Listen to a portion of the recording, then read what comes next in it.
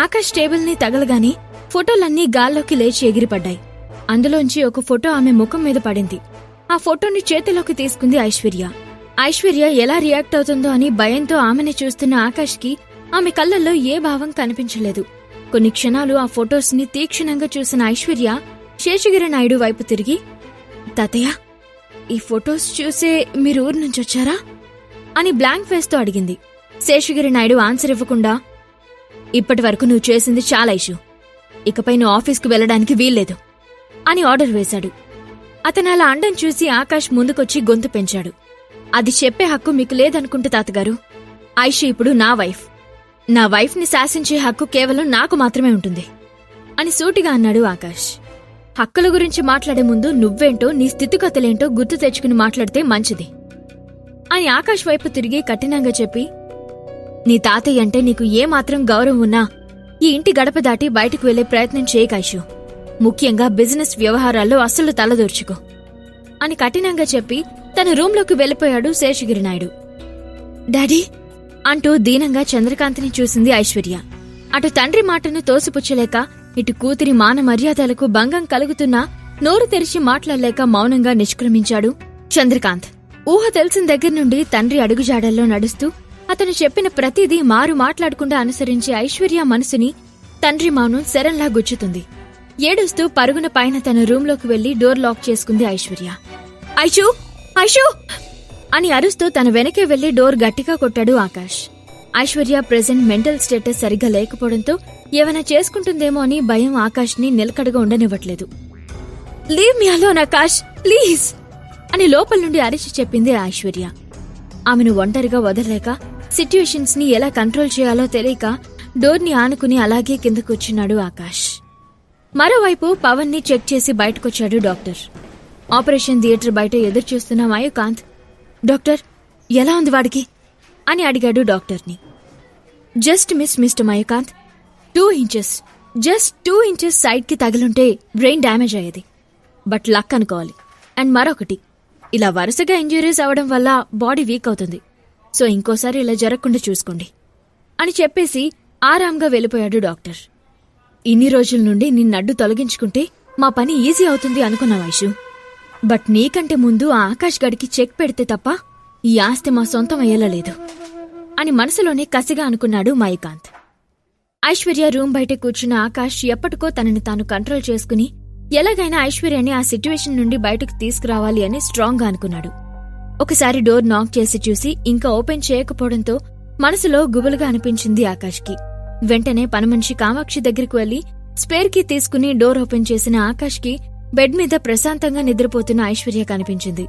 చలనం లేకుండా ప్రశాంత వదనంతో నిద్రపోతున్న ఐశ్వర్యాన్ని చూసి ఏదో అనుమానం మదిని తొలుస్తుంటే ఒక్క ఉదుటిలో ఐశ్వర్యాన్ని చేరి తన నాడి పట్టుకుని చూశాడు ఆకాష్.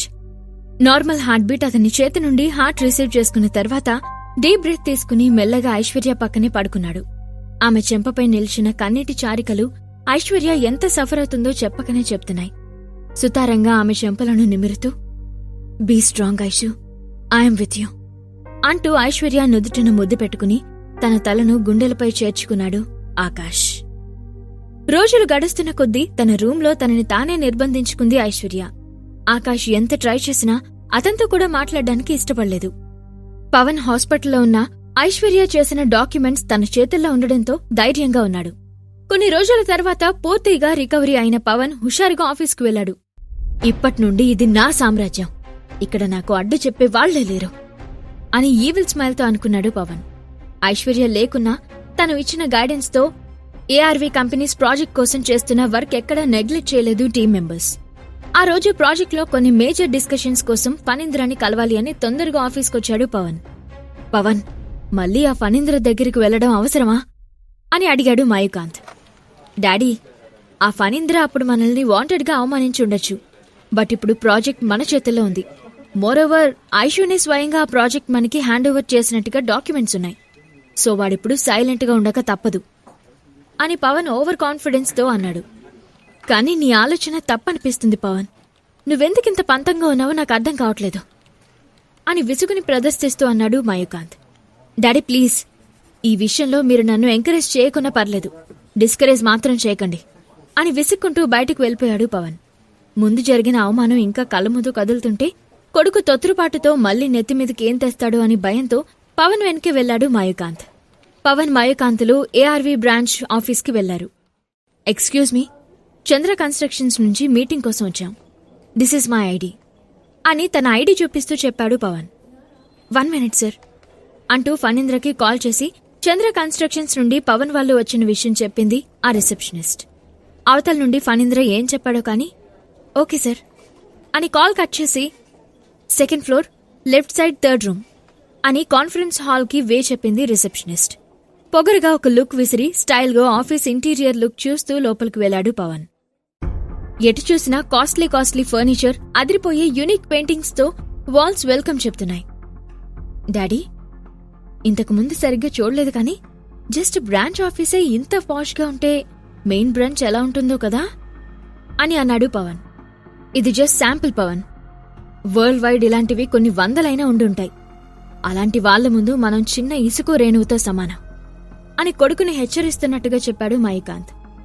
డాడీ, మీరే అంటున్నారు కదా ఇసుక రేణువంతా అని, సో వాళ్ళ కాన్సంట్రేషన్ మనమీద ఎందుకుంటుందంటావ్ అనేసి లిఫ్ట్లోకి వెళ్లాడు పవన్. ఫస్ట్ టైం ఆఫీస్కొచ్చినప్పుడు జరిగిన అవమానం గురించి అంటున్నాడని మాయూకాంత్కి అర్థమైంది. కానీ పవన్ ఏం చేయాలి అనుకుంటున్నాడు అనేది మాత్రం క్లారిటీ రావట్లేదు మాయూకాంత్కి. అతను అలా ఆలోచనల్లో ఉండగానే కాన్ఫరెన్స్ రూమ్కి చేరుకున్నారు ఇద్దరు. కాన్ఫరెన్స్ హాల్లో ఖాళీ సీట్లు దర్శనమివ్వడంతో పవన్లో అసహనం నెలకొంది.